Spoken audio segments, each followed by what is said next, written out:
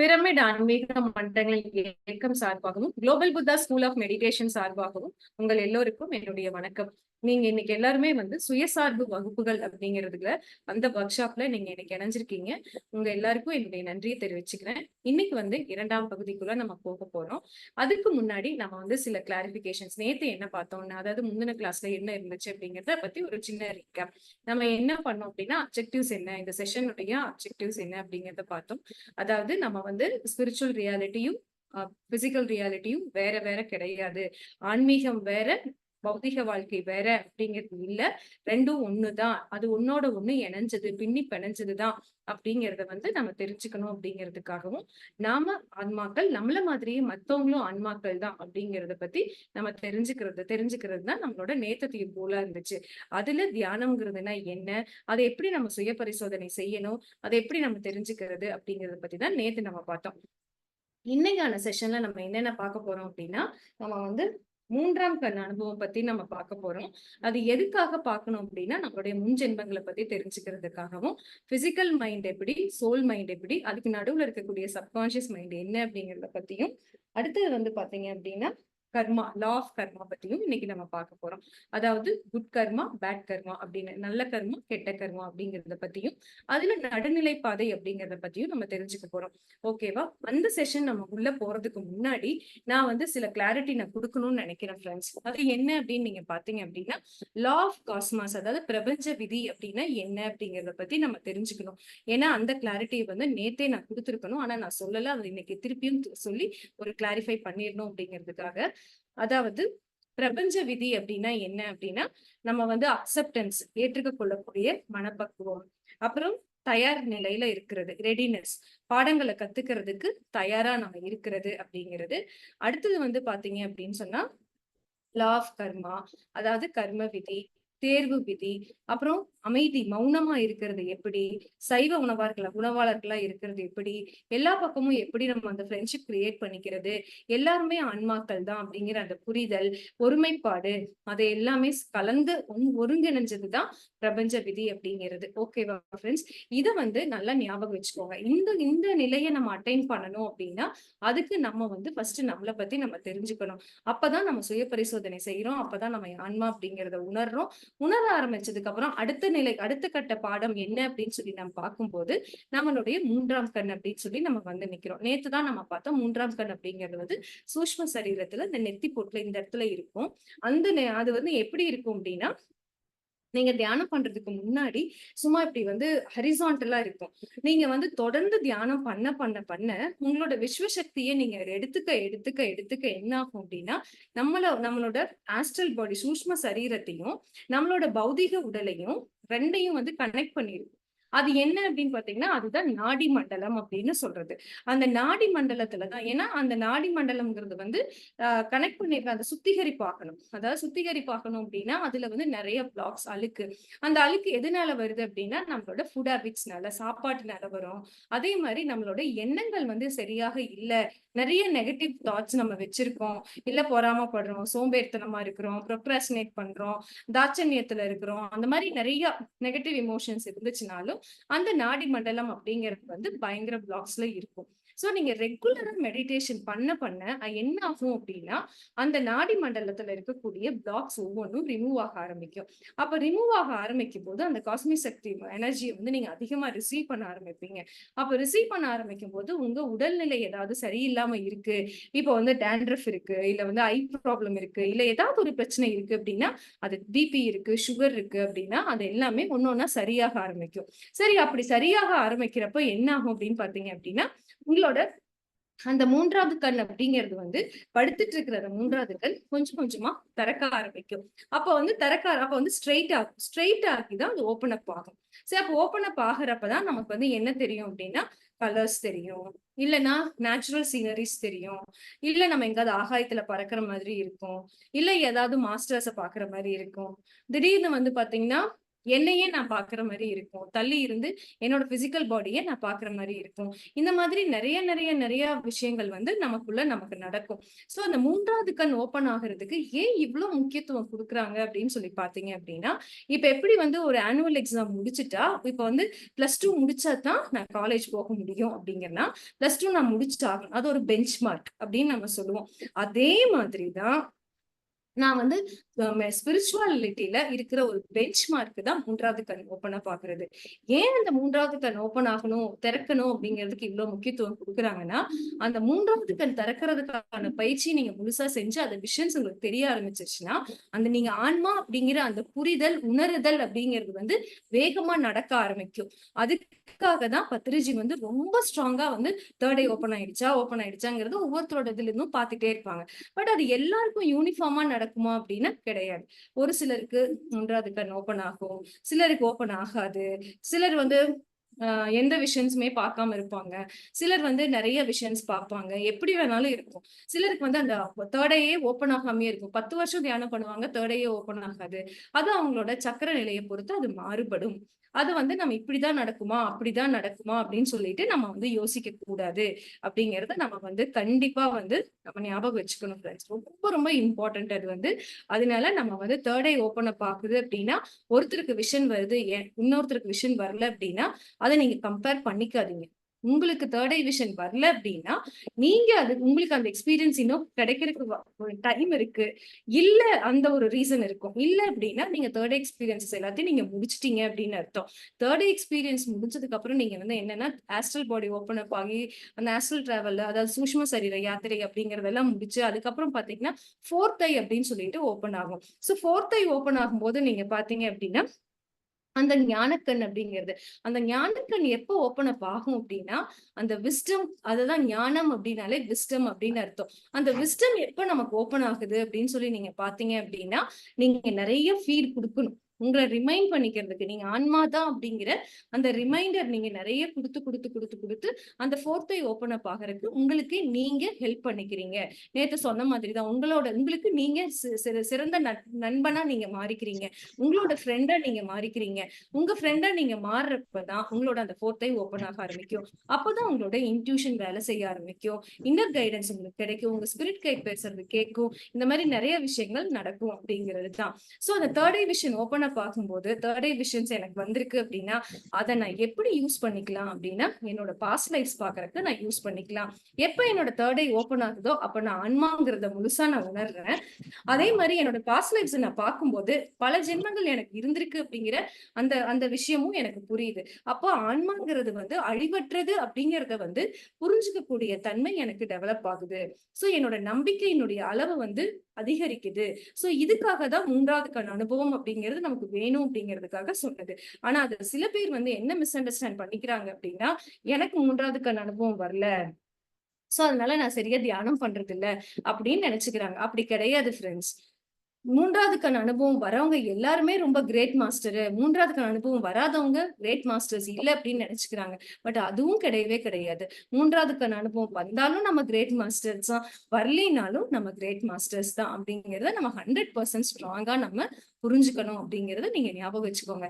ஏன்னா இப்ப வந்து பெர்ஃபெக்ட் மாஸ்டர் 3 டே பெர்ஃபெக்ட் 3 ஐ மாஸ்டர் அப்படின்னு நான் நான் லைவ் எக்ஸாம்பிளா நான் பார்த்தது வந்து கிரிஜாராஜன் மேடம் அவங்க தான்.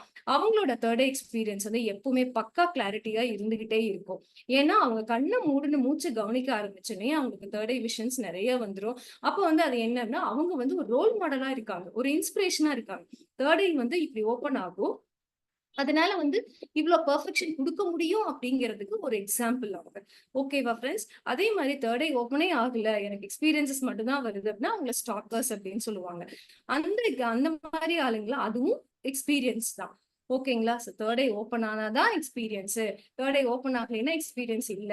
உங்க விஷன்ஸ் வந்தா தான் மெடிடேஷனல் எக்ஸ்பீரியன்ஸ். அப்படி கிடையவே கிடையாது. ப்ளீஸ் அந்த கிளாரிட்டிய நீங்க ஸ்ட்ராங்கா வச்சுக்கோங்க ஃபிரெண்ட்ஸ். ஓகேங்களா? சோ நீங்க அத வந்து மறக்கவே மறக்காதீங்க. தேர்ட் ஐ அப்படிங்கிறது வந்து நீங்க ஆன்மா அப்படிங்கிறத புரிய வைக்கிறதுக்கு ஒரு உந்து சக்தியா இருக்கும் அப்படிங்கிறதுக்காக தான் தேர்ட் ஐ ஓப்பன் ஆகுதான்னு உங்கள அப்சர்வ் பண்ணுவாங்க. அத வச்சு நம்ம என்ன பார்க்கலாம்னா, நம்ம பாஸ்ட் லைஃப்ஸ பார்க்கலாம். ஏன்னா புத்தர் வந்து தன்னுடைய பாஸ்ட் லைஃப்ஸ பார்க்கும்போது தான் அவருக்கு ஒரு விஷயம் என்ன புரியுது, ஒரே ஒருத்தர் ஆனா அவரோட முகம் மட்டும் வெவ்வேறா வந்துகிட்டே இருக்கு. அப்பதான் அவருக்கு புரியுது. சோ ஆன்மாங்கிறது அழிவற்றது. இந்த உடல் அப்படிங்கிறது போட்டு கழட்டுற ட்ரெஸ் மாதிரி தான் அப்படிங்கிற அந்த புரிதல் அவருக்கு வருது. சோ தேர்ட் எக்ஸ்பீரியன்ஸ் நீங்க பார்க்க வரும்போதும், உங்க பாஸ்ட் லைஃப்ஸ நீங்க பார்க்கும்போதும், நான் ஆன்மா தான் அப்படிங்கிற அந்த ஸ்ட்ராங்கான நம்பிக்கை எனக்கு வருது. அதனால அந்த தேர்ட் எக்ஸ்பீரியன்ஸ நான் எப்படி யூஸ் பண்ணிக்கலாம் அப்படிங்கிற அந்த அடுத்த கட்ட புரிதலுக்கு நம்ம போறோம். ஓகேவா ஃபிரெண்ட்ஸ்? சோ நம்ம வந்து தேர்ட் ஐ ஓப்பன் ஆகலினாலும் பரவால்ல. ஓப்பன் ஆச்சுனாலும் ஓகே தான். ஆனா அந்த தேர்ட் ஐ பத்தின நாலேட்ஜ் நீங்க தெரிஞ்சுக்கோங்க அப்படிங்கிறதுக்காக தான். அந்த தேர்ட் ஐ ஓப்பன் ஆகும்போது உங்க பாஸ்ட் லைஃப்ஸ நீங்க பார்க்கலாம். பாஸ்ட் லைஃப்ஸ எதுக்காக பார்க்கணும் அப்படின்னா, நான் ஏன் இந்த ஜென்மத்த இருக்கேன். சோ எனக்கு ஏன் இந்த மாரி ஃபேமிலி வந்திருக்கு? எனக்கு ஏன் இந்த மாரி அம்மா வந்திருக்காங்க? எனக்கு ஏன் இந்த மாரி ஹஸ்பண்ட் வந்திருக்காங்க? எனக்கு ஏன் இந்த மாரி வைஃப் வந்திருக்காங்க? எனக்கு ஏன் இந்த மாரி சைல்டு வந்திருக்கு? இப்ப சில பேர்லாம் வந்து ஸ்பெஷல் சைல்டு இருப்பாங்க. ஏன் எனக்கு ஸ்பெஷல் சைல்டு வந்திருக்கு? அப்படின்னு சொல்லி அவங்களுக்குள்ள கேள்வி இருக்கும். நான் என்ன பாவம் பண்ணேன்? எனக்கு இப்ப நான் என்ன இந்த குழந்தை இப்படி கஷ்டப்படுறத நான் பார்க்கிறேனே அப்படின்னு சொல்லி நெறைய பேரு அந்த மாரி யோசிப்பாங்க. ஆனா இதே அவங்களுக்கு தியானம் தெரிஞ்சதுன்னு வச்சுக்கோங்களேன், அவங்க கண்ண மூடி மூச்ச கவனிக்கும்போது, அவங்களோட 3வது கண்ண பயன்படுத்தி அவங்க வந்து அந்த தேர்ட் எக்ஸ்பீரியன்ஸ் மூலமா அவங்க பாஸ்ட் லைஃப்ல என்ன என்ன ரீசன் அப்படிங்கறத அவங்க ஐடென்டிஃபை பண்ணிட்டாங்க அப்படின்னா, அதுக்கு தகுந்த மாதிரி அவங்கனால இந்த ஜென்மத்துல வேலை பார்க்க முடியும் அப்படிங்கிறது தான். சோ அததான் ஃப்ரெண்ட்ஸ் நீங்க வந்து ஸ்ட்ராங்கா தெரிஞ்சுக்கணும். நீங்க வந்து தேர்ட் எக்ஸ்பீரியன்ஸ் வருது அப்படிங்கிறதுக்காக நீங்க வந்து வருது எனக்கு நான் கிரேட் மாஸ்டர் ஆயிட்டேன் அப்படின்னு நீங்க நினைக்கவும் வேண்டாம். எனக்கு வரல அப்படிங்கிறதுக்காக நீங்க உங்கள தாழ்வாவும் நினைச்சுக்க வேண்டாம். அது உங்களோட அன்றாட வாழ்க்கைக்கு அத எந்த அளவுக்கு பயன்படுத்திக்கிறீங்க அப்படிங்கிறத பாருங்க. அவ்வளவுதான். அதுதான் நான் சொன்னேன். இதுக்கு ஸ்பிரிச்சுவல் ரியாலிட்டி அதாவது ஆன்மீகம் வேற, பௌதீகம் வேறன்னு பிரிச்சு பார்க்காதீங்க. இது 2மே ஒண்ணோட ஒண்ணு கலந்ததுதான் அப்படின்னு சொல்றதுக்காக தான் நான் இத வந்து சொல்றேன். ஓகேவா? சோ என்னோட தேர்ட் எக்ஸ்பீரியன்ஸஸ நான் யூஸ் பண்ணி என்னோட பாஸ்ட் லைஃப நான் பார்க்கிறேன். அதனால எனக்குள்ள இருந்த என்னுடைய மன வருத்தத்துக்காகவோ, இல்ல உடல் ரீதியான பிரச்சனைக்காகவோ என்ன காரணம் அப்படிங்கிறத என்னால புரிஞ்சுக்க முடியுது. அத நான் சரி பண்ணிக்கிறதுக்கான முயற்சியும் 100% என்னால எடுக்க முடியுது. அப்படிங்கிற பட்சத்துல என்னுடைய கார்மிக் பேலன்ஸ நான் வந்து வேகமா குறைக்கவும் முடியுது அப்படிங்கிறது தான். ஓகேவா ஃப்ரெண்ட்ஸ்? சோ இப்ப அடுத்தது பார்த்தீங்க அப்படின்னு சொன்னா, நம்ம என்ன பார்க்கணும் அப்படின்னா, கர்ம விதி பத்தி நம்ம தெரிஞ்சுக்கணும். சோ பாஸ்ட் லைஃப்ஸ் பார்க்கிறது ரொம்ப ரொம்ப ரொம்ப இம்பார்ட்டன்ட். உங்களுக்கு அந்த எக்ஸ்பீரியன்ஸஸ் இன்னும் வரல அப்படின்னாலும் ஒண்ணும் பிரச்சனை இல்ல. நீங்க 3வதுக்கான அனுபவம் வர ஆரம்பிக்கும்போது, இத வந்து நீங்க இன்னும் பெட்டரா நீங்க புரிஞ்சுக்கணும் அப்படின்னா, முதல்ல ஆரம்ப கட்டத்துல வந்து பத்ரிஜி வந்து கிரவுட் வந்து அப்பெல்லாம் கம்மியா இருந்தப்ப என்னன்னா, ஒரு மெடிடேஷன்ல எல்லாரும் உட்கார்றோம் அப்படிங்கிறப்போ, எல்லாரோட எக்ஸ்பீரியன்ஸையும் தனித்தனியா கேட்பாரு. மெடிடேஷன்ல எப்படி இருந்துச்சு? எப்படி இருந்துச்சு? எப்படி இருந்துச்சுன்னு ஒவ்வொருத்தரையா கேட்பாரு. அப்ப வந்து என்னன்னா, எல்லாரும் அவங்களோட தாட்ஸ எக்ஸ்பிரஸ் பண்ணுவாங்க. அப்போ வந்து தேர்ட் எக்ஸ்பீரியன்ஸ் இதுதான் அப்படிங்கிறது அவங்களுக்கு வந்து ஒரு புரிதல் ஏற்பட்டுச்சு. அது வாய் வார்த்தையில அவங்க எக்ஸ்பிரஸ் பண்ணும்போது. பட் இப்ப வந்து அதுக்கு பாசிபிலிட்டீஸ் வந்து ரொம்ப கம்மியா இருக்கு. இல்ல நீங்க கூட்டு தியானம் பண்றீங்க, உங்க வீட்ல வந்து செய்றீங்க அப்படின்னா, அப்ப நீங்க எக்ஸ்பிரஸ் பண்ணிக்கலாம். சப்போஸ் அதுக்கு பாசிபிலிட்டீஸ் இல்ல அப்படிங்கிறப்போ, ஒரு நோட் எடுத்து, அது எந்த டைம்ல நீங்க எந்த அன்னைக்கு நீங்க பண்றீங்க, அந்த டேட்டையும், அந்த டைமையும் போட்டு, நீங்க ஆரம்பிச்ச டைம்ல இருந்து முடிக்கிற டைம் வரைக்கும் உங்களோட எக்ஸ்பீரியன்ஸ் எப்படி இருந்துச்சு? தாட்ஸ் மட்டும் தான் எனக்கு வந்துச்சு அப்படின்னா, எண்ணங்கள் மட்டும் தான் வந்ததுன்னு எழுதுங்க. இல்ல நான் நேச்சுரல் சீனரீஸ் பார்த்தேன் அப்படின்னா, அதை எழுதுங்க. இல்ல நான் பார்த்த சீரியல் ஞாபகம் வந்துச்சு அப்படின்னா, அதை எழுதுங்க. நான் பார்த்த வன்முறை படம் வந்துச்சு அப்படின்னா, அதை எழுதுங்க. சோ என்ன சீன் உங்க மைண்டுக்குள்ள வருதோ, உங்களுக்கு வந்து அந்த மெடிடேஷன் டைம்ல நடக்குதோ, அந்த எனக்கு கை வலிச்சது, தலை ரொம்ப பாரமா இருந்துச்சு, எனக்கு வயிறு வலிச்சது, இல்ல பேக் பெயின் வந்துச்சு, பாடி பெயின் இருந்துச்சு, கைய இப்படி பிரிக்கவே முடியல, இல்ல ஒளி வந்துச்சு, இல்ல மகாவீர் பாபாஜி பார்த்தேன், இல்ல என்ன மாரியே இருந்துச்சு. ஆனா நான் என்னமோ சீன் பார்த்தேன். என்னமோ காட்சிகள்லாம் மாறுச்சு அப்டின்னா, அது என்ன பார்க்குறீங்களோ, அத அப்படியே நீங்க வந்து உங்க நோட்ல எழுதிக்கிட்டே வாங்க. அது நீங்க போக, போக நாட்கள் ஆக, ஆக, ஆக இதுதான் தேர்ட் எக்ஸ்பீரியன்ஸ் அப்படிங்கிறது உங்களுக்கு ஒரு கிளாரிட்டி வர ஆரம்பிக்கும். அப்போ வந்து என்ன அப்டின்னா, இது தேர்ட் எக்ஸ்பீரியன்ஸ் மேல இருக்கக்கூடிய நம்பிக்கை. அதாவது விகல்பமா, அதாவது டவுட்ஃபுல்லா இருக்கிறது வந்து நிர்விகல்பமா மாறிரும். அந்த டவுட்டே இல்லாத ஒரு ஸ்டேஜ்க்கு நம்ம வந்துருவோம். சோ இப்படிதான் நம்மளோட 3 டே எக்ஸ்பீரியன்ஸஸ வந்து நம்ம பெர்ஃபெக்ட் பண்ணிக்க முடியும். ஏன்னா நம்ம அந்த எக்ஸ்பீரியன்ஸஸ ஒரு நோட்ல எழுதி எழுதி அந்த எக்ஸ்பீரியன்ஸஸ வந்து எக்ஸ்பிரஸ் பண்ண பண்ண, இதுதான் 3 டே எக்ஸ்பீரியன்ஸ்ன்னு ஒரு கிளாரிட்டி உங்களுக்கே வரும். சோ இப்ப வந்து இப்ப அந்த அந்த கிளாரிட்டி வந்து நான் குடுக்க முடியுமான்னு நீங்க பார்த்தீங்க அப்டின்னா, கண்டிப்பா கிடையாது ஃபிரெண்ட்ஸ். என்னால அந்த கிளாரிட்டி உங்களுக்கு குடுக்க முடியாது.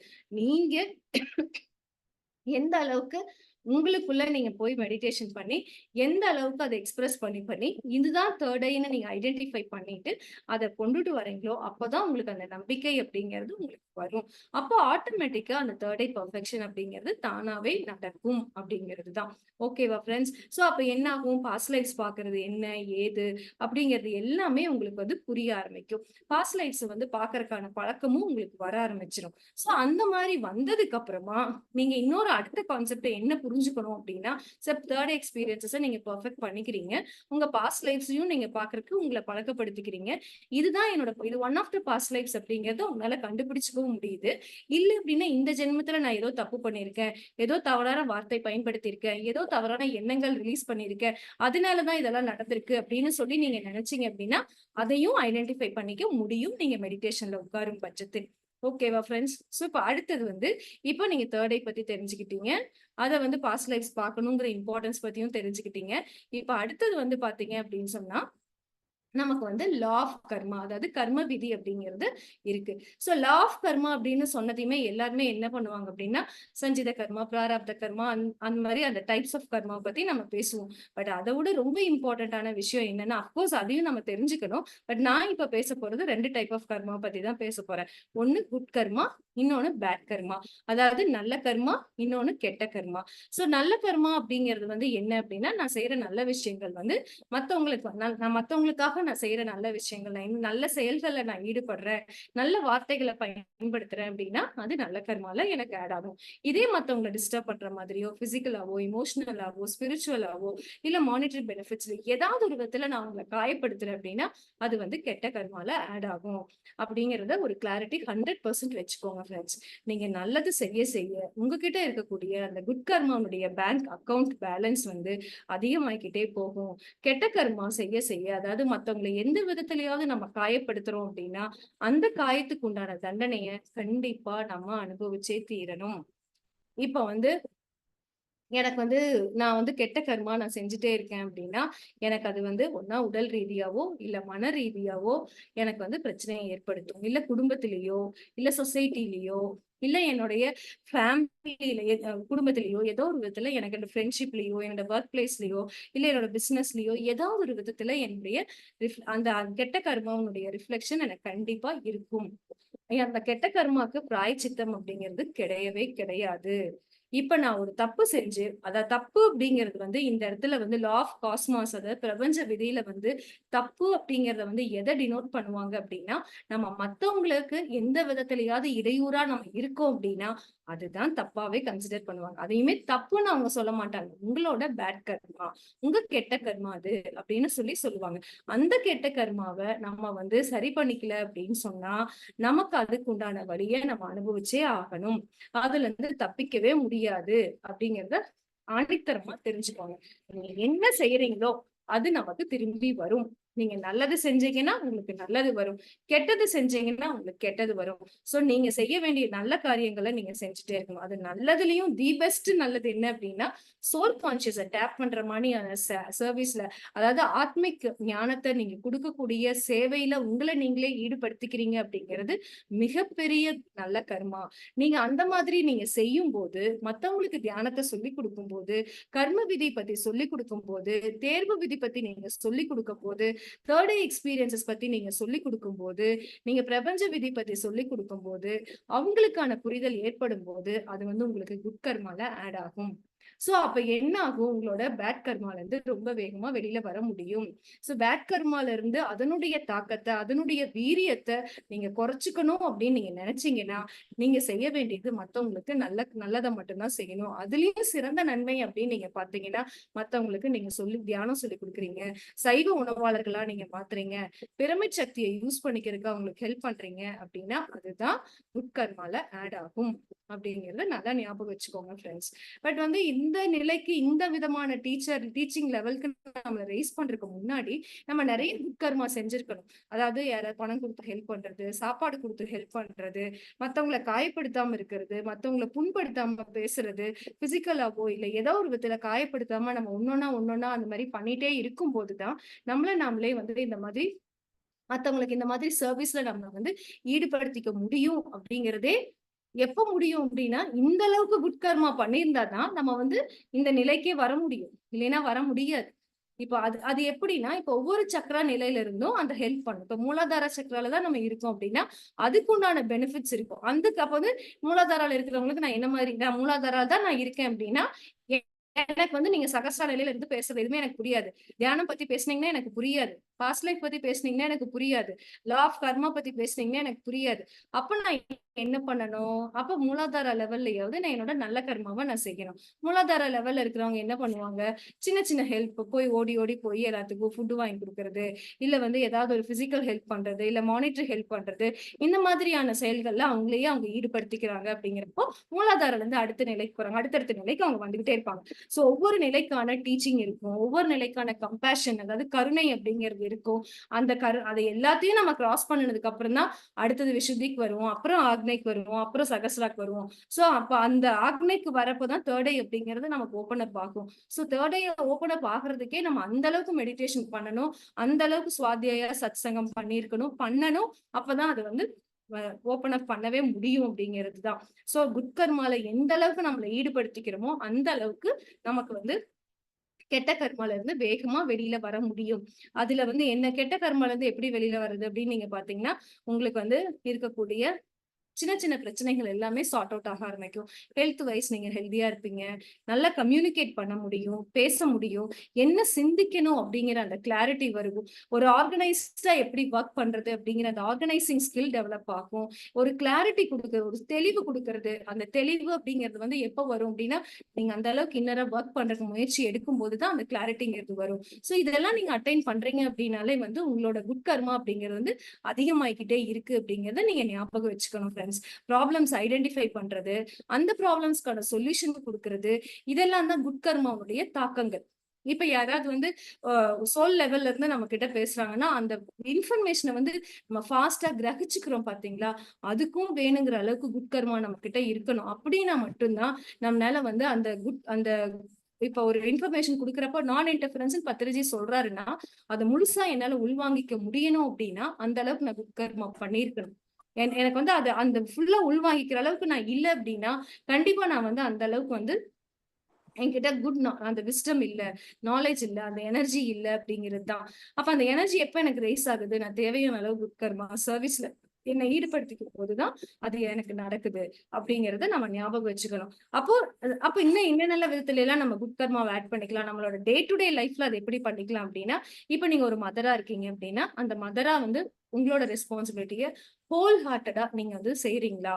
உங்க பையன் உங்களை திட்டினா கூட நான் என்னோட கடமையை நான் செய்யறேன் அப்படின்னு முழு ரெஸ்பான்சிபிலிட்டியோட நீங்க செய்யறீங்களா அப்படிங்கறத பாக்கணும். இப்ப வந்து ஒரு டிரான்ஸ்லேஷன் பண்றோம் அப்படின்னா, இப்ப ஒரு பிசினஸ் பண்றோம், இல்ல வீடு கிளீன் பண்றோம், இல்ல பாத்ரூம் தேய்ச்சி விடணும், இந்த மாதிரி எது இருந்துச்சுனாலும் அதை முழு மனசா நான் செய்யறேனா, லிவ் இன் த பிரசன்ட், இந்த நொடியில இருந்து நான் முழுசா செய்யறேனா, எந்த ஒரு செகண்ட் தாட்டும் இல்லாம 100% என்னுடைய 100% நான் கொடுத்து அந்த வேலையை நான் கம்ப்ளீட் பண்றேனா அப்படின்னு என்ன நானே அப்சர்வ் பண்ணணும். இப்ப வீடு கூட்டணும் அப்படின்னா கூட அந்த வீடு கூட ஐயோ என்ன வீடு கூட்டுறது, எவனா வந்து செஞ்சு கொடுத்துட்டா பரவாயில்லையே அப்படின்லாம் யோசிக்காம, இல்ல இது என்னுடைய பொறுப்பு, என்னுடைய கடமை, இந்த வேலையை நான் கரெக்டா நான் செய்யணும் அப்படின்னு சொல்லிட்டு நான் செய்யறேனா அப்படின்னு என்னையே நான் செக் பண்ணிக்கணும். இப்படிதான் என்னுடைய டே டு டே லைஃப்ல என்னுடைய வேலைகள்ல நான் வந்து என்னோட ஸ்பிரிச்சுவாலிட்டிய பிளெண்ட் பண்ணிக்கணும் இது யாரும் வெளியில இருந்து நமக்கு சொல்ல மாட்டாங்க. வெளியில இருந்து யாரும் நம்மள மானிட்டர் பண்ணவும் மாட்டாங்க. ஆனா நம்ம மானிட்டர் பண்ணுவாங்க. யார் பண்ணுவாங்க? கார்மிக் லார்ட்ஸ் மானிட்டர் பண்ணுவாங்க. இப்ப சப்போஸ் வந்து இன்னைக்கு வந்து என்னால 50% தான் அந்த எஃபிஷியன்சி குடுக்க முடியுது அப்டின்னா, நாளைக்கு நான் அத வந்து 60யா கன்வெர்ட் பண்றதுக்கு எனக்கு என்னோட விழிப்புணர்வு வேலை செய்யணும். என்னோட அவேர்னஸ் வேலை செய்யணும். சரி நேத்து வந்து நான் வந்து வீடு கூட்டும்போது எனக்கு சலிச்சுக்கிட்டே நான் செஞ்சேன். ஆனா இன்னைக்கு கொஞ்சம் பரவாயில்ல. அந்த சலிப்பு வந்து கொஞ்சம் குறைஞ்சிருக்கு. Okay fine. நாளைக்கு வந்து இன்னும் கொஞ்சம் பெட்டரா பண்றேன். நாளான்னைக்கு இன்னும் கொஞ்சம் பெட்டரா பண்றேன். அந்த கிராஜுவல் ப்ராக்ரஸ் வந்து எனக்குள்ள இருக்கா அப்படின்னு நான் தான் பார்த்துக்கணும். அந்த ஸ்பிரிச்சுவல் ரியாலிட்டிய நான் தான் எனக்குள்ள கொண்டு வந்துக்கணும். அப்படி கொண்டு வரும்போது தான் அந்த பிளெண்டிங் ஆஃப் போத், அதாவது ஸ்பிரிச்சுவல் ரியாலிட்டியும் ஆ பிசிக்கல் ரியாலிட்டியும் மெர்ஜ் ஆகும். சோ இந்த 2ம் மெர்ஜ் ஆகும்போது தான் உங்களால வந்து பீஸ்ஃபுல்லான ஒரு லைஃப் வந்து லீட் பண்ண முடியும். இல்ல மெர்ஜ் பண்ணிக்க முடியலன்னா, அது 2யும் தனித்தனி என்டிட்டியா மட்டும் தான் நம்ம பார்ப்போம். ஓகேவா ஃபிரெண்ட்ஸ்? அது 2ம் ஆனா தனித்தனி கிடையாது. சோ அந்த அவேர்னஸ வந்து நீங்க கொண்டு வந்துக்கிறதுக்கு, நீங்க இந்த விஷயங்கள் எல்லாமே கலந்துக்கணும், செஞ்சுக்கணும். உங்களுக்கே நீங்க வந்து ஹோம் ஒர்க் குடுத்துக்கணும். உங்களுக்குள்ளேயே நீங்க பிராக்டிஸ் பண்ணிக்கணும். நீங்க அதுக்கான முயற்சியில ஈடுபடுத்திக்கணும். உங்கள நீங்களே ஈடுபடுத்திக்கணும் அப்படிங்கிறது தான். கெட்ட கர்மா பத்தியும் நான் சொல்லிடுறேன் ஃபிரெண்ட்ஸ். ஏன்னா, அத பத்தியும் சும்மா ஸ்லைட்டா டச் பண்ணி விட்டுர்றேன். இப்ப நம்ம அடுத்தவங்கள பத்தி நெறைய காசிப் பண்றோம்னு வச்சுக்கோங்களேன். வெரி பிக் கெட்ட கர்மா அது. ஏன்னா நம்ம வந்து மத்தவங்கள பத்தி நம்ம பேசுறோம்னா, மத்தவங்க மத்தவங்க நம்மள பத்தியும் நெறைய பேசுவாங்க அப்படிங்கிறது அது இருக்கு. அத விட முக்கியமான விஷயம் என்ன அப்படின்னா, கேன்சர் ஆஃப் த சோலே வந்து காசிப் தான் அப்படின்னு சொல்லியிருப்பாங்க. பத்திரிஜியும் சொல்லியிருக்காரு. நெறைய ஹையர் மாஸ்டர்ஸும் வந்து அத சொல்லியிருக்காங்க. So cancer of the soul வந்து அப்படின்னு பார்த்தோம்னா, காசிப் அப்படிங்கிறது தான். எந்த மோட் ஆஃப் காசிப்பாக இருந்தாலும், அது வந்து காசிப் தான் அப்படிங்கிறத நம்ம ஞாபகம் வச்சுக்கணும். சோ காசிப் பண்ணக்கூடாது.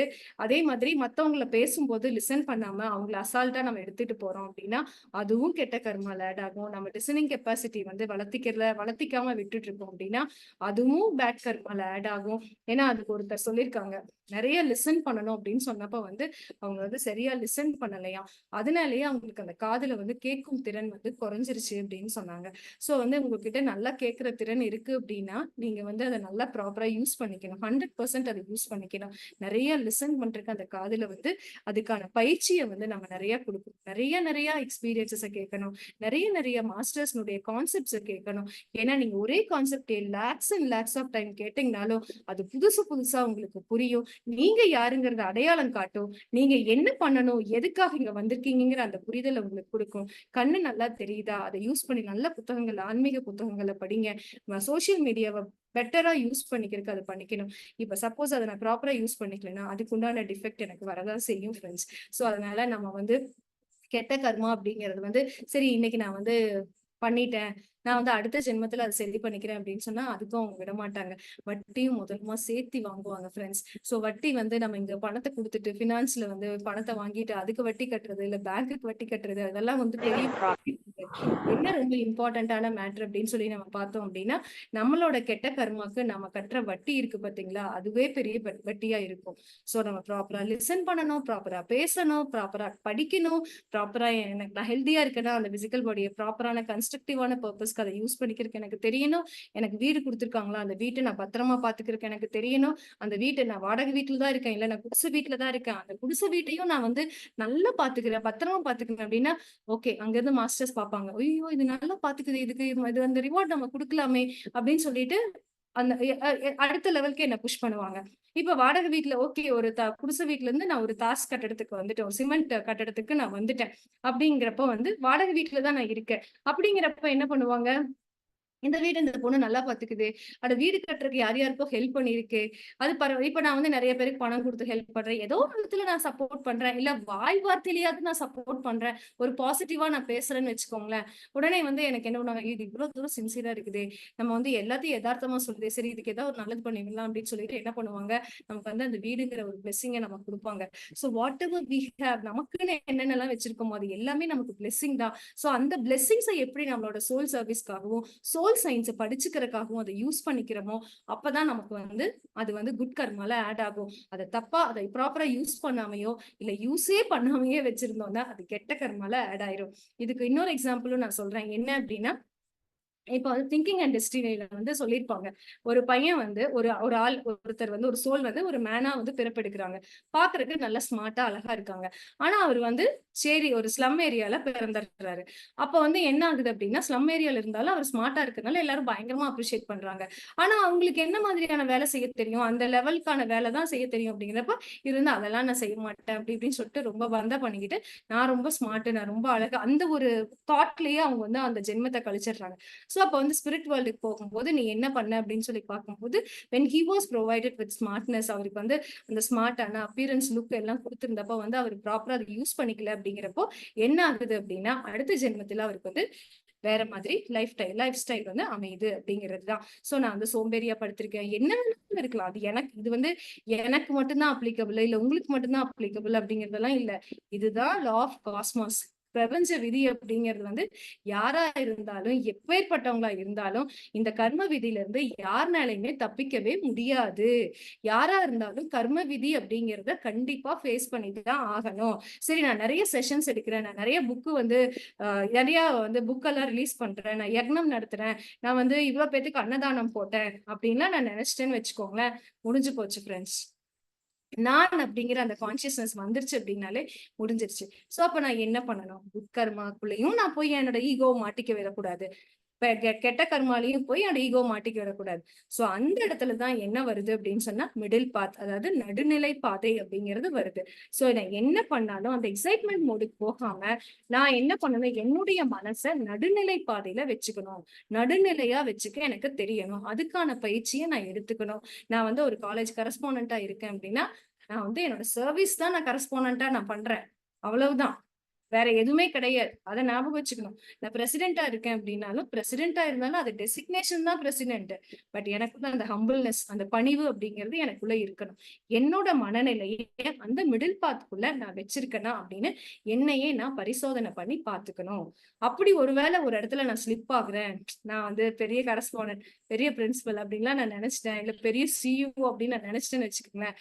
அந்த அகங்காரத்தை அழிப்பதற்கான சூழ்நிலையை நான் என்னுடைய ஆன்மாவே எனக்கு உருவாக்கி கொடுக்கும். அதனால நம்ம வந்து ரொம்ப ரொம்ப கேர்ஃபுல்லா, ரொம்ப விழிப்புணர்வோட நம்ம செயல்படணும். சரி இது இது எல்லாத்தையும் மீறி உங்களுக்குன்னு ஒரு பிரத்யேகமான ஒரு கர்மா இருக்கும். உங்களுக்குன்னு ஒரு ப்ராக்ரஸ் இல்லாம இருக்கும். ஏதாவது ஒரு விதத்துல உங்களுக்கு தடைகள் இருந்துட்டே இருக்கும். அப்படின்னா அதை எப்படி ஐடென்டிஃபை பண்ணிக்கணும்னா, நீங்க மெடிடேஷன் பண்ணுங்க. உங்கள நீங்களே சுய பரிசோதனை பண்ணுங்க. அப்பதான் நீங்க கண்டுபிடிச்சுக்க முடியும். இது யாரும் வெளியில இருந்து உங்களுக்கு கண்டுபிடிச்சு சொல்ல முடியாது. அப்படிங்கிறத ஞாபகம் வச்சுக்கணும். சரி இன்னும் ஒரே ஒரு கான்செப்ட் சொல்லிடுறேன். என்ன அப்படின்னா, நம்மளோட பிசிக்கல் மைண்ட் அதே மாதிரி நம்மளோட சோலுக்கு ஒரு மைண்ட் இருக்கு. அதுதான் சோல் மைண்ட்ன்னு சொல்லுவோம். இது 2க்கும் நடுவுல இருக்கிறது தான் சப்கான்ஷியஸ் மைண்ட். சப்கான்ஷியஸ் மைண்ட் அப்படிங்கிறதுல என்டையர் மெமரியும் அதுல வந்து ஸ்டோர் ஆயிருக்கும். அந்த என்டையர் மெமரியும் ஸ்டோர் பண்ணிருக்கிறத வந்து நீங்க பிசிக்கல் மைண்டுக்கு தேவையான ஃபீடு காஸ்மிக் எனர்ஜி நீங்க கொடுத்து அதுக்கான விழிப்புணர்வோட நீங்க வந்து செயல்பட்டீங்க அப்படின்னா சப்கான்ஷியஸ் மைண்டுக்குள்ள உங்களோட பாஸ்ட் மெமரிஸை போய் பார்க்க முடியும். அதனுடைய ஆற்றலை கம்ப்ளீட்டா டேப் பண்ணி உங்களுக்கு வேணுங்கிறத உங்களால உருவாக்கிக்க முடியும் அப்படிங்கிறது தான். சப்கான்ஷியஸ் மைண்ட் பத்தி நீங்க நிறைய படிச்சிருப்பீங்க. இல்லைனாலும் பவர் ஆஃப் சப்கான்ஷியஸ் மைண்ட் அப்படிங்கிற புத்தகம் இருக்கு. அது ஆடியோவும் இருக்கு, வீடியோவும் இருக்கு, நிறைய இருக்கு. நீங்க அதை படிச்சு அதை பத்தி தெரிஞ்சுக்கோங்க. ஏன்னா பிரபஞ்சம் அப்படிங்கிறது மொத்த கிரியேஷனுமே நமக்கு என்ன வேணும் அப்படிங்கறத உருவாக்கி கொடுக்கறதுக்கு அவங்க தயாரா இருக்காங்க. ஆனா நம்ம கேட்கிற கேள்வியும் நமக்கோட தேவை என்ன அப்படிங்கறத சரியான முறையில ஐடென்டிஃபை பண்ணி கேட்கறதுக்கு என்ன நான் பழக்கப்படுத்திக்கணும். எனக்கு நானே பயிற்சி பண்ணிக்கணும். நான் முயற்சியும் பயிற்சியும் கண்டிப்பா தேவை. அதாவது வெளி உலகத்துக்கு மட்டும் இல்ல, எனக்குள்ள போய் எனக்கு என்ன வேணும், எப்படி வேணும் அப்படின்னு ஐடென்டிஃபை பண்றதுக்கான முயற்சியும் அதற்கு அதற்கான பயிற்சியும் நான் செஞ்சா மட்டும்தான் என்னால அது என்னங்கிறத ஐடென்டிஃபை பண்ணிக்க முடியும். சோ பிசிக்கல் மைண்ட் வந்து நீங்க கம்ப்ளீட்டா வேலை செய்யாம இருந்து சப்கான்ஷியஸ் மைண்டுக்குள்ள அதை யூஸ் பண்ணி உங்களோட வேணுங்கிறத நீங்க உருவாக்கிக்கிறதுக்கு உங்க சோல் மைண்ட் ஆக்டிவ் ஆகிறதுக்கும் நீங்க தொடர்ந்து செய்ய வேண்டியது சுவாத்தியாயா, சத் சங்கம், தியானம் அப்படிங்கிற இந்த 3 விஷயத்தையும் நீங்க செய்யணும். அது கூட 2 விஷயத்த நீங்க ஆட் பண்ணிக்கணும். வெஜிடேரியனிசம், அதாவது சைவ உணவாளர்களா நீங்க கண்டிப்பா மாறணும். அடுத்தது வந்து பிரமிட் எனர்ஜி, அதாவது பிரமிட் ஆற்றலை வந்து நம்ம பயன்படுத்திக்கிறதுக்கு நம்மளுக்கு தெரியணும் அப்படிங்கிறதுதான். சோ இது எல்லாத்தையும் நம்ம தொடர்ந்து செஞ்சுக்கிட்டே இருக்கும் போது மட்டும்தான் இந்த வந்து சோல் சயின்ஸ் அப்படிங்கிறது, அதாவது ஆன்மாவினுடைய விஞ்ஞானம், அறிவியல் அப்படிங்கிற விஷயத்த வந்து நம்ம தெரிஞ்சுக்க முயற்சி எடுக்கும் போதுதான் நம்மளோட பௌதீக உலகத்துல இருக்கக்கூடிய அத்தனை புதிர்களுக்கும் எல்லா புதிர்களுக்கும் விடையா இருக்கிறது இந்த சோல் சயின்ஸ் மட்டும்தான். சோ இந்த சோல் சயின்ஸை நீங்க தரவு எந்த அளவுக்கு நீங்க தரவு பண்ணிக்கிறீங்களோ அந்த அளவுக்கு நீங்க வந்து சுயமாவே உங்களை சார்ந்து இருக்கக்கூடிய தன்மையை நீங்க டெவலப் பண்ணிக்கிறீங்க. உங்களோட அக சுதந்திரம், அதாவது இன்னர் ஃப்ரீடம் அப்படிங்கறத வந்து முழுசா உங்களால அனுபவிக்க முடியும் அப்படிங்கிறது தான். எப்ப அந்த இன்னர் ஃப்ரீடம்ங்கிறத நீங்க வந்து ப்ராப்பரா தெரிஞ்சுக்க ஆரம்பிச்சு அதை யூஸ் பண்ணிக்க ஆரம்பிக்கிறீங்களோ அப்போ நீங்க வந்து உங்களோட நிஜங்களை நீங்களே உருவாக்கிக்கிறீங்க அப்படிங்கிறதையும் புரிஞ்சுக்க முடியும். சரி, அப்படி இருக்கிறதுக்கு நம்ம என்னென்ன தெரிஞ்சுக்கணும்னா, கண்டிப்பா நம்ம கர்ம விதி பத்தி நம்ம தெரிஞ்சே ஆகணும். நம்ம பாஸ்ட் லைஃப்ஸ் பாக்குறதுக்கு நமக்கு தெரியணும். பாஸ்ட் லைஃப்ல நம்ம செஞ்சதனுடைய விளைவுகள் தான் இன்னைக்கு வந்து நம்ம பிசிக்கல் வேர்ல்டுல நம்ம அனுபவிச்சுட்டு இருக்கிறோம். சோ அப்ப எந்த நல்லதாக இருந்தாலும் நம்ம செஞ்ச குட் கர்மானாலதான், கெட்டதாக இருந்தால் நாம செஞ்ச கெட்டதுனால மட்டும்தான். இப்ப ஒருவேளை வந்து உங்க ஃபேமிலி மெம்பர்ஸே உங்களுக்கு வந்து ரொம்ப காயப்படுத்துறாங்க, இல்ல உங்களை வந்து அவமானப்படுத்துறாங்க அப்படின்னா, ஏன் எனக்கு இவங்க அவமானப்படுத்துறாங்க அப்படின்னு கேட்கறதுக்கு பதிலா அந்த கேரக்டரை நான் தான் உருவாக்குனேன் அப்படிங்கறத ஃபர்ஸ்ட் நீங்க அக்செப்ட் பண்ணிக்கோங்க. ஆனா நம்மளோட ஈகோ வந்து அதுக்கு இடமே கொடுக்காது. எப்படி அவன் வந்து அப்படி பண்ணலாம், எப்படி அவ வந்து இப்படி செய்யலாம் அப்படின்னு அந்த கேள்விதான் கேட்போம். அதனால ஃபர்ஸ்ட் நம்ம அக்செப்ட் பண்ணிக்க வேண்டியது என்ன அப்படின்னா, நான் தான் அந்த கேரக்டரை என்னோட லைஃப்ல என்னோட சோல் ஜேர்னில நான் உருவாக்கி இருக்கேன் அப்படிங்கறத ஃபர்ஸ்ட் அக்செப்ட் பண்ணணும். ரெண்டாவது, அவங்க அப்படி அவமானப்படுத்தினதுக்குள்ள இருக்கக்கூடிய ஹிடன் லெசன், அதாவது மறைஞ்சிருக்கக்கூடிய பாடம் என்ன அப்படின்னு சொல்லிட்டு நான் வந்து அதை தேடணும். அதை தேடுறதுக்கு என்ன பண்ணணும் அப்படின்னு சொல்லி நீங்க பாத்தீங்க அப்படின்னா, தியானம் பண்ணணும். என் கூட நான் டைம் ஸ்பெண்ட் பண்ணணும். அப்ப தியானம் பண்ணும்போது மட்டும்தான் அதுக்கு உண்டான விடையை நான் கேட்க முடியும். இல்ல மேபி அது சத்சங்கம்ல வரலாம், இல்ல மேபி அது வந்து புக் ரீடிங்ல கூட நமக்கு அதுக்கான ஆன்சர் கிடைக்கலாம். சோ நான் வந்து அந்த கேரக்டர்ஸை நாம தான் வந்து உருவாக்கணுங்கிறதையும் அக்செப்ட் பண்ணிக்கணும். அதுக்குள்ள ஒளிஞ்சிட்டு இருக்கிற அந்த லெசன் என்ன அப்படிங்கிறதையும் நான் தான் கண்டுபிடிச்சுக்கணும். சோ அந்த கேரக்டர்ஸை பிளேம் பண்றதுக்கு பதிலா ஈகோவை பிடிச்சு இழுத்து நீங்க உட்கார வச்சு, இல்ல இந்த கேரக்டர் நான் தான் உருவாக்குனேன் அப்படின்னு நானே என்னை வந்து சமாதானப்படுத்தி, என்ன ரீசன், எதுக்காக நான் இந்த அப்புறம் நம்ம தப்பு பண்ணிட்டோங்கிறதையும் ஒத்துக்கவும் மாட்டோம். அதுவும் கௌரவம் பிரச்சனை ஆயிரும். ஆனா அதையும் உட்கார வைக்கணும் ஃப்ரெண்ட்ஸ். அதுக்கெல்லாம் செம கட்ஸ் வேணும், செம எனர்ஜி வேணும். ஆனா அதை செஞ்சுதான் ஆகணும். ஏன்னா அதுதான் பிரபஞ்ச விதி, வேற ஆப்ஷன் கிடையாது. அப்படின்னா மட்டும்தான் நம்ம கர்ம விதியினுடைய வேகத்தை நம்ம குறைக்க முடியும். நம்ம அடுத்தடுத்த பாசிட்டிவான ஒரு இதை வந்து கிரியேட் பண்ணிக்கவும் முடியும். இதை வந்து ஏன் நான் இதை சொல்றேன் அப்படின்னா, பத்ரிஜி வந்து ஒரு ஃப்ரேஸ் யூஸ் பண்ணுவார், ஸ்பிரிச்சுவோ சயின்டிபிக் டெம்பர் அப்படின்னு சொல்லுவாரு. அதாவது நீங்க எந்த ஒரு மனநிலையில இருந்து இதை பார்க்கணும்னா, எந்த விஷயமாக இருந்தாலும் ஆன்மீக அறிவியல் கண்ணோட்டம் அப்படிங்கிறதுல இருந்து நீங்க பார்க்கணும் அப்படிங்கிறது தான். சோ ஆன்மீக அறிவியல் அப்படிங்கிறது தான் பேஸ் ஃபார் எவ்ரிதிங். ஆனா நம்ம மாடர்ன் சயின்ஸ்னால அதை நம்ம மறந்துட்டோம். பட் நான் பின்வாங்கிட்டோம். பட் பரவாயில்லை, இனிமே அந்த சோல் சயின்ஸ் அப்படிங்கிறதையும் ஆன்மீக அறிவியல் அப்படிங்கிறதையும் நம்ம வந்து இனிமே நல்லா படிச்சு புரிஞ்சு அதை நம்ம லைஃப்ல அப்ளை பண்ணி, ஆன்மீகம் வேற பௌதீகம் வேற அப்படிங்கிறது இல்லாம ரெண்டுமே ஒண்ணுதான் அப்படிங்கறத அந்த புரிதலை நீங்க உங்க லைஃப்ல எப்ப அப்ளை பண்ண ஆரம்பிக்கிறீங்களோ அப்பதான் அந்த புரிதல் ஏற்படும் அப்படிங்கறத சொல்லி, இவ்வளவு நேரம் பொறுமையா கேட்டவங்க எல்லாருக்கும் நன்றி சொல்லி விடைபெறுகிறேன். மீண்டும் அடுத்த செஷன்ல நம்ம சந்திக்கலாம் ஃப்ரெண்ட்ஸ். Thank you so much.